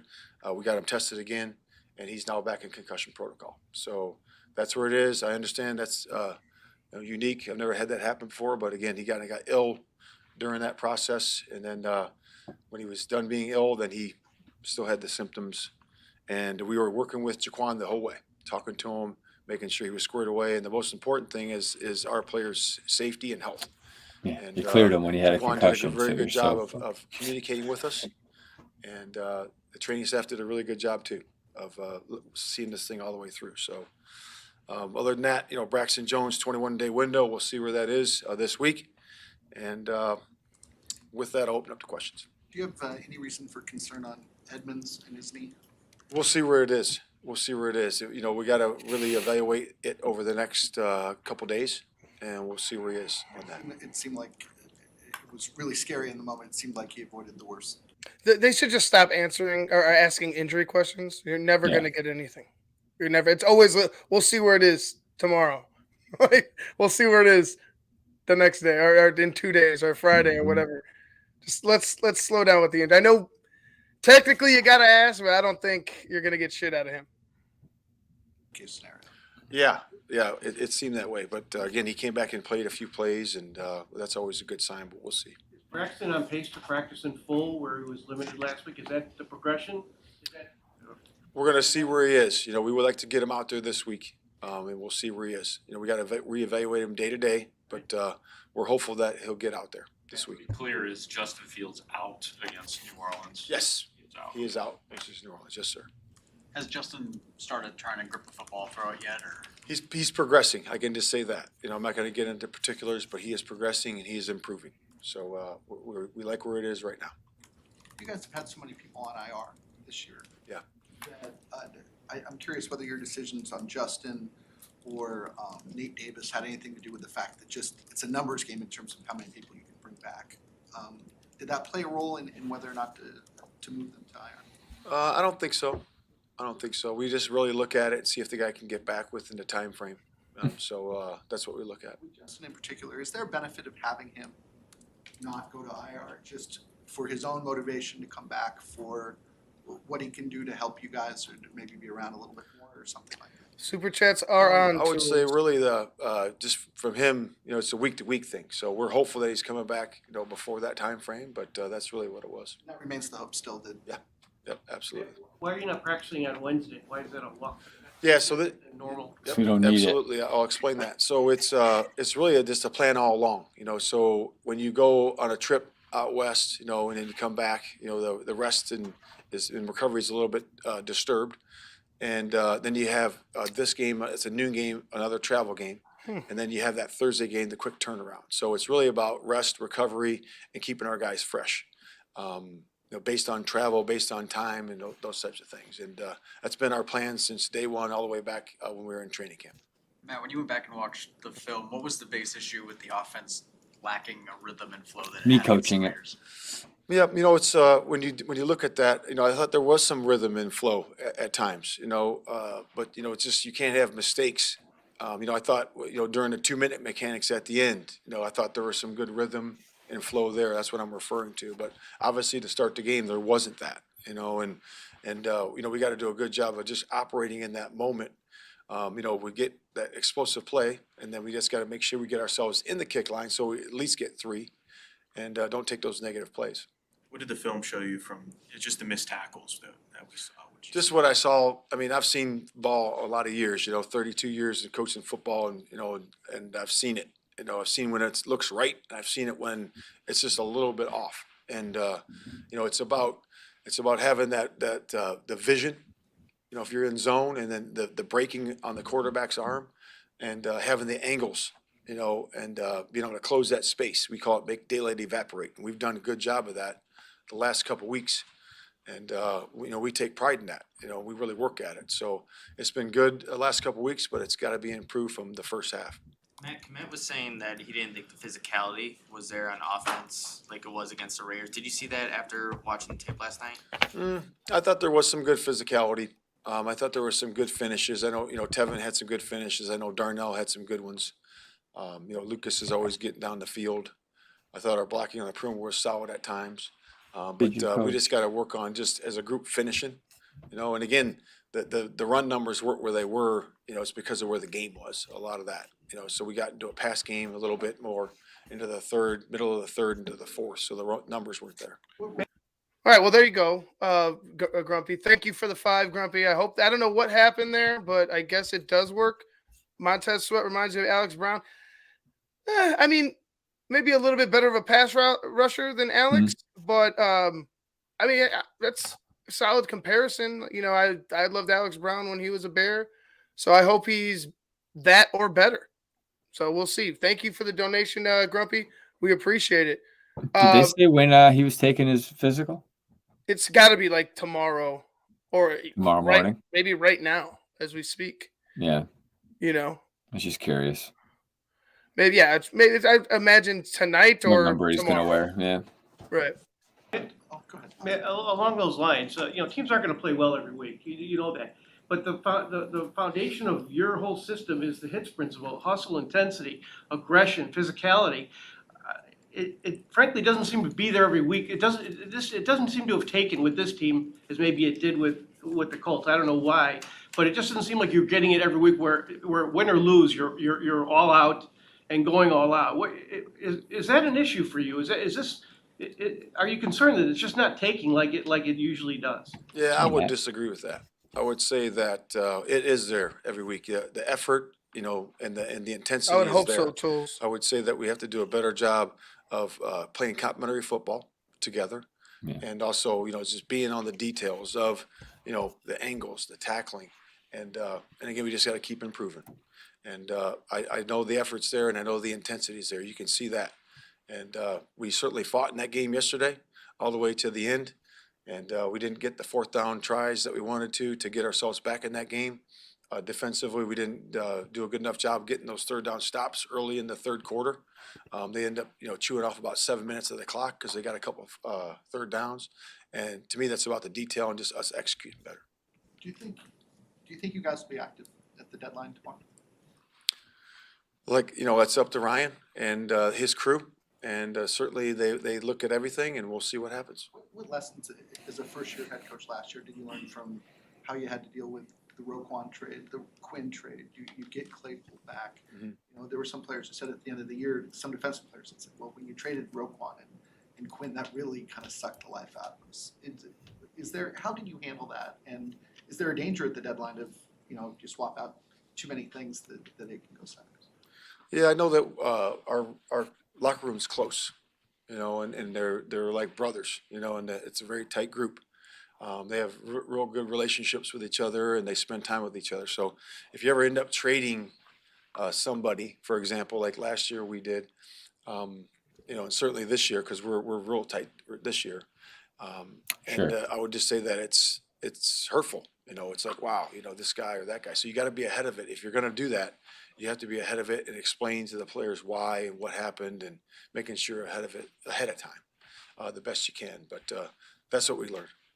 There's a lot of intrigue about Bagent coming in 2 weeks ago, and he had the one good game and not so great. Where is he right now in your mind? What's his status? Where do you think he is after one right where he should be? Good game, one not so good? Yeah, I mean, there's some solid points in the game yesterday. Obviously the first game, it was good, and what was different was the takeaways, right?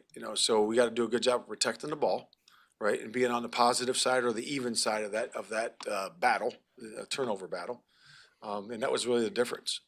I still think he delivered the ball well. I thought he did, took some shots down the field, which we didn't see in the first game, which was exciting to see.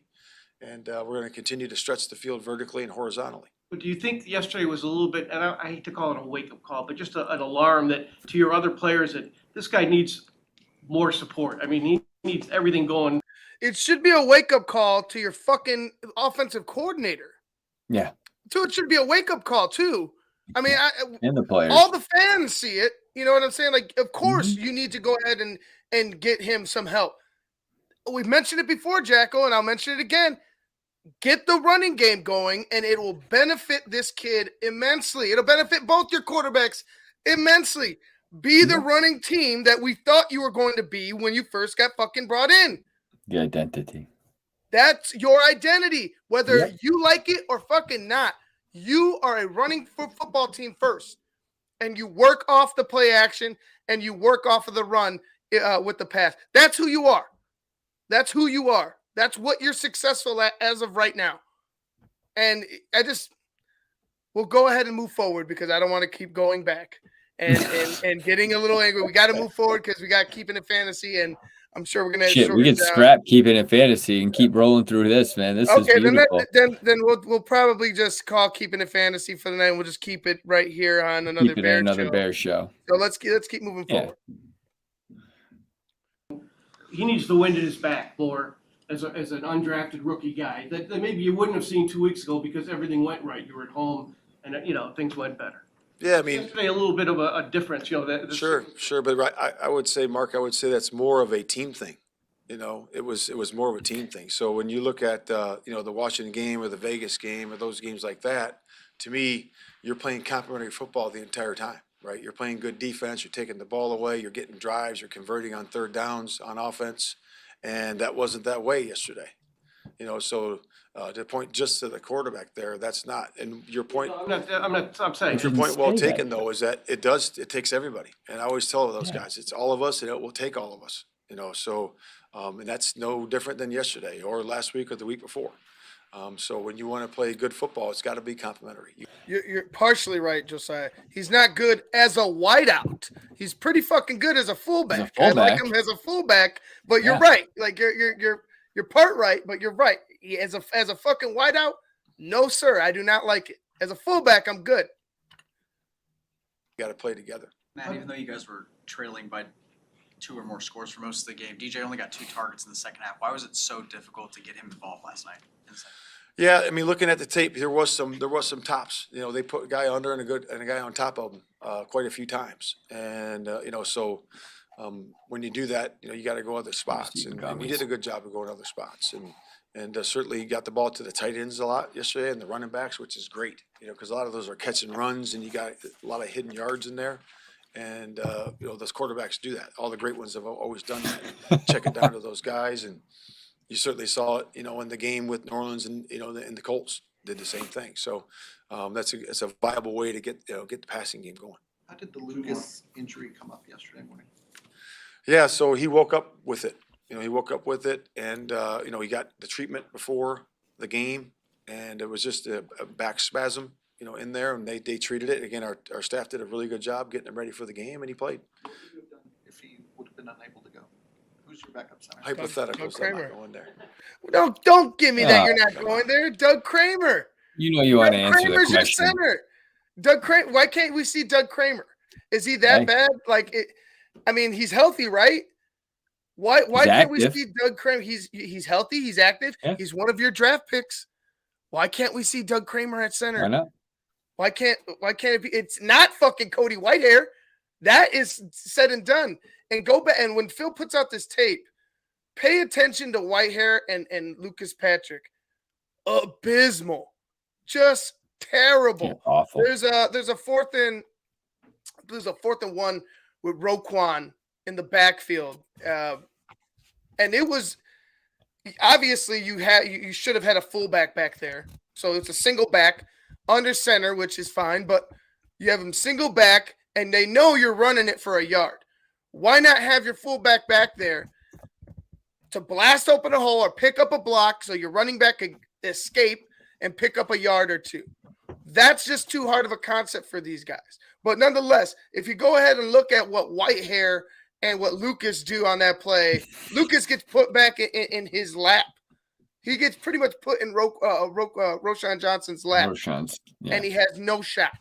So it's been very, very bad, to say the least, at center and at left guard. You know, when Tevin was over there, it was all good. I don't know why we did anything, why we moved anybody, and I don't know why we continue to play Cody Whitehair. And Lucas Patrick he's on the chopping block with me as well. Let me see what a Doug Kramer has.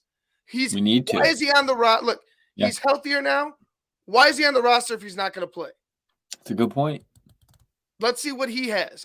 We've seen enough of Cody fucking Whitehair and Lucas Patrick. They're not good. They're not good enough. If you want to continue to build this line, those guys are going to have to be gone next year. You're going to have to find guys to replace them. Jackal, you got anything? No, I thought you were going to jump right back to Eberflus's bullshit. No, he's done. He's done. No, because the effort. Eberflus just speak that the leadership of this team is the epitome of. There's no other way to just get around Matt Eberflus. The way he speaks to the media, the way he answers, it's nothing burgers. It's just bullshit. I'm tired of it. I like what happened today for the franchise, but every time I hear that guy speak, he reminds me of what's coming on Sundays, and that fucking annoys the shit out of me because it's just Groundhog's Day. You think we're going to go out and run heavy because we should. No, we're going to fucking do nothing of the sort. Our first play is a 40-yard bomb down the road. You know, like it's right, just good, that's the way we do things, you know, and then it's his fault for not getting up and finishing the play, you know, because you got to fucking bash the player for not getting up. And, you know, it's like Eberflus is just that one was bad weird. coach. That one was weird when he mentioned Mooney had to do. I was like, what the fuck? He did his job. Yeah. He caught the ball, got up and started running, and then heard the whistle and was like, what the fuck's going on? I think he's gone. I think he knows he's out of here at the end of the year. I just think that, you know, he's biding his time, and the way he looks miserable at this point. They're 2-6. No, you know, they got a bye coming up after this week. So it'll be interesting to see how this team responds after just an abysmal performance on Sunday Night Football. I expect Bagent to have a decent game. You know, he had some great moments, and you've talked about it, Ivan. You know, he looked pretty good out there. There were moments, but then there were some times you're like, Jesus Christ, man, like, what were you looking at? You know, I could have made that throw or whatever, you know, but at the same time, you know, there's promise there. Every time I have to listen to this guy, you know, it's fucking. Yeah, it's frustrating. It's frustrating. I mentioned it before. He from the beginning of the year, he just seemed like, after that first loss, he just seemed like a guy that was drowning in every single interview, in every single post-game presser. He just seemed like a guy that had no answers. And now he's opening up a little more and saying, yeah, you know, we didn't do a bad we did a bad job. But yeah, we're like, yeah, obviously. Thank God you haven't been giving us the fluff shit that you were the sunshines and rainbows that you were giving us earlier in the year when we knew this product was shit. You know, it's like it's too little, too late, and not enough with Matt Eberflus and his regime. I don't see this working out. About halfway through the season, and here we are, and it's like it's same old, and you know, and obviously pulses around. Coming up on 10 plus over a decade of just shit coaching. Was it? Yeah, got to be coming up on 15 years. You know what I'm saying? Like you had from Fox from Trustman to Fox. You know what I'm saying? Like all these. Lovey. shitty coaches that have come through and just ruined and ransacked the franchise. They had an identity in the locker room when they had Lovey. Yep. We knew who we were when we had Lovey. We just needed to go find better play. We need to find a franchise quarterback. That's what I felt like we needed. You know what I'm saying? Like, that's all we felt like we needed. But we had an identity, and we went and scrapped that identity in order to go ahead and I don't know. I don't know why. But regardless of that, let's go ahead and focus on this week. They go down to New Orleans. They're going to play the Saints. The Saints on a broad look, Saints are putting up 21.4 points a game. That's 17th or tied for 17th in the league. They're allowing 19.3, which is 9th in the league. Their defense is better than their offense. That's for sure. 10th in takeaways at +3. Passing yards a game, 243, which is 9th. 106 rushing yards a game, which is 20th. Defense, passing yards a game, they're only giving up 189, which is 7th. And 15th in rushing defense with 106 yards per game. It's going to be tough. It's going to be tough, especially when, you look at the performances against better defenses, competent quarterbacks, which I believe it's Derek Carr. Derek Carr's he'll be starting. Yeah, he'll be playing. They're coming off a win last week. Yep. Yeah, they're coming off a win, so they have momentum. I'm not seeing a positive outcome this weekend, Jackal. I could see this being another boat race. I could see us getting boat raced by the Saints down in New Orleans. I really could see this being. And it won't be as bad as the double 50 burgers back in the day, from the Packers and the Patriots. It wouldn't be like that, but you think they're going to hang 38 points on the Bears? You think they're going to put up numbers? Yes, I think, but the heat will be too much. I think the heat will start to be cranked on Eberflus and Getsy and everybody else if they go ahead and put up they put up 13, but I'm not counting that garbage time touchdown that you went ahead and tossed to Tyson Bagent. I need you to put up 20 plus points and hang in this. If you're laying an egg and only putting up 7 up until the fourth quarter and getting some garbage time field goal or touchdown, we have to start calling for heads, and there has to be a decision made. If they get blown out against New Orleans and they go into a bye, I mean, why wouldn't Poles say, you know what, here's the door, have a nice day, and go from there and restart, get 2 weeks to get your ducks in a row and go after it starting week 10. You just assume obviously they're keeping Fields out this week to give him that extra week for the bye, gives him a nice chunk of, time to heal. But, I head should roll. If they get boat raced again, I can't see how they wouldn't want. It's just embarrassing. How many times are they going to show Kevin Warren up on the screen just fucking angry and Ryan Poles just standing there stoic, like, I can't believe I'm doing this shit again. It's like, dude, eventually the stink has to just get unbearable, and you need to just kind of, you need to take a fucking shower to wash this shit off, because it's unbearable. Well, you saw on the promo pic, I got Kevin Warren, in the back. He at the game. Yeah. He looks like he's taking notes. I hope he's not just taking notes on what kind of sod they have over there in LA and what kind of concessions they have getting prepared for the stadium, because his main focus should be the performance of this football team right here, right now. And I know he has bigger fish to fry with the Winning stadium and everything like that. But who's going to come out to see a losing football team? No one. In a new stadium. Nobody. You don't have a quarterback situation solved. You don't have the offensive and defensive line situation solved. You're gonna have a shit product and be demanding that fans go ahead and pay top dollar to come see a shiny new toy that has a big old turd in it. You know what I'm saying? Like you're that's what you're playing. That's what you're going to be paying for. You're going to be paying to go watch a giant turd of a product on the football field for top dollar. Yeah. You cannot go into a new stadium not without this solved, without at least the team progressing in the right direction. Right now, I just don't see any progress. I see stale. I see the same type of BS that we saw last year. I don't see any of the promises that were given, right? And as far as fundamentals, as far as tackling, as far as I just don't see it. There's some things that are good, and there's a lot that is bad. It's not. There's a lot that is bad with agree, what Ivan. this coaching regime has done. I'm going to go with the Saints. If they get beat, do you see them? Could you see them firing Eberflus? It depends on Monday? how they get beat. It depends on how they get beat. Say same score against the Bears and Saints as it was against the Chargers on Sunday Night Football. 38-14. I'll just say that. They put up 40. I think we could be. We could be having a pop-up show on ABS. I think we could be doing that. They put up 40 and the offense does what they did again, regardless of the quarterback. I think we could really be hearing, hey man, like there's got to be something done right here, right now, because you can't you can't see this shit. But I'm gonna go with the Saints. I'm gonna take the Saints. 32, Bears 17. Okay.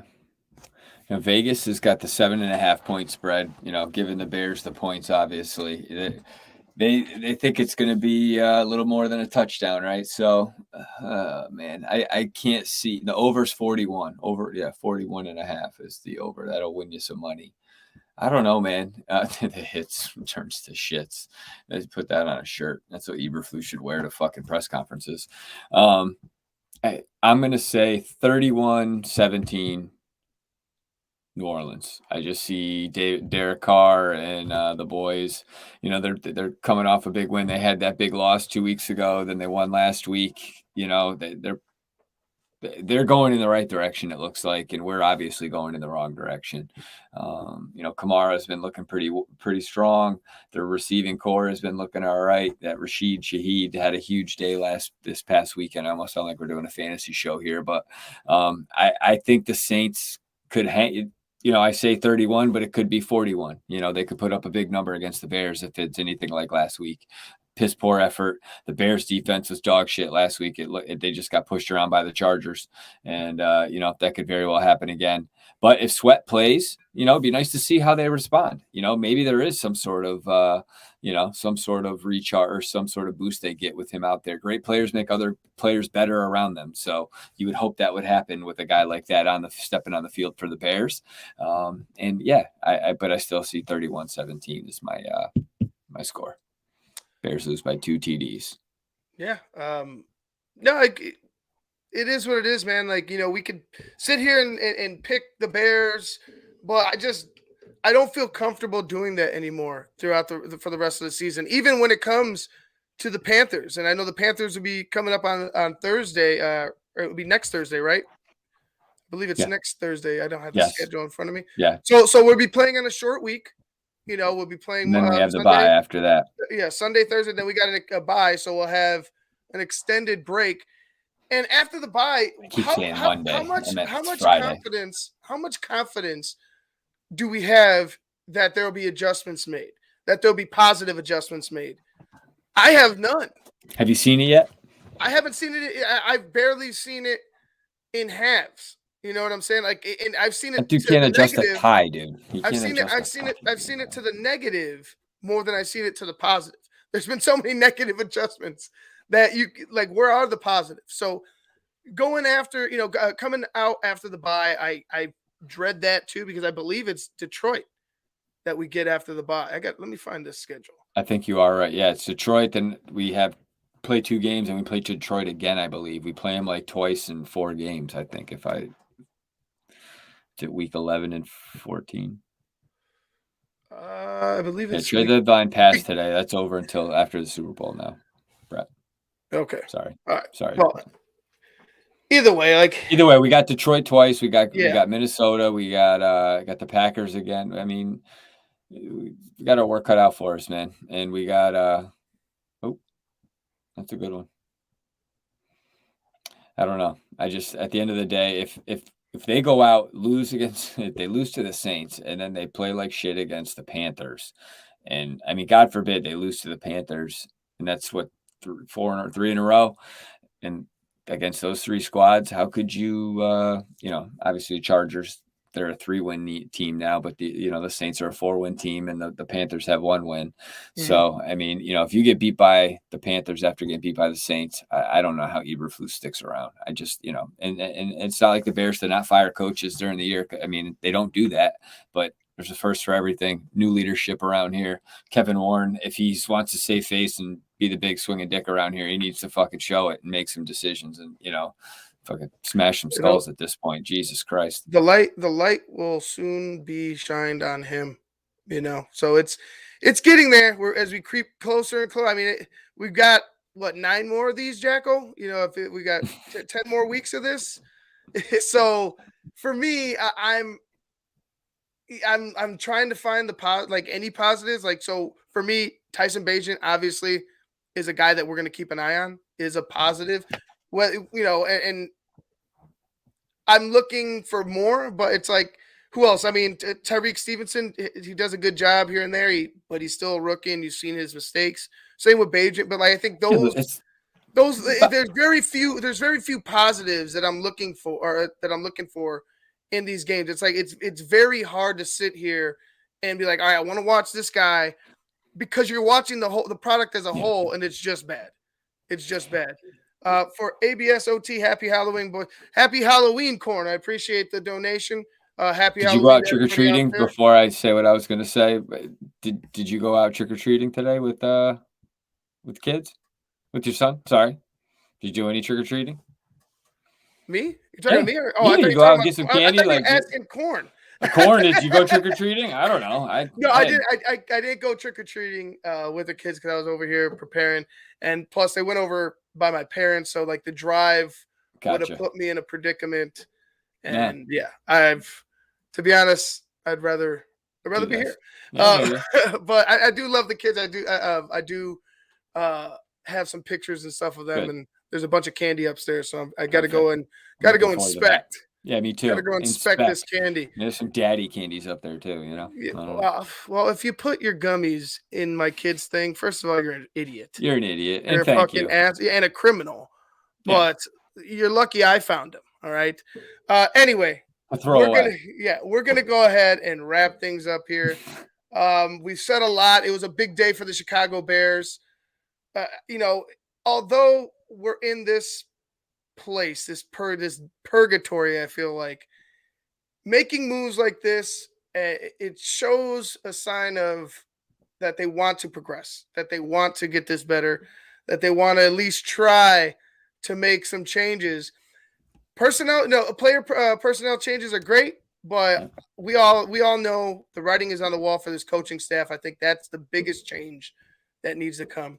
But anyway, guys, thank you for joining us. It's been a great night. I'm a little tired. I know Jacko's a little tired. He had trick-or-treating duty, running around trying to get the boys to sleep. Impromptu company. And tranquilizer darts. All to bed. That was it.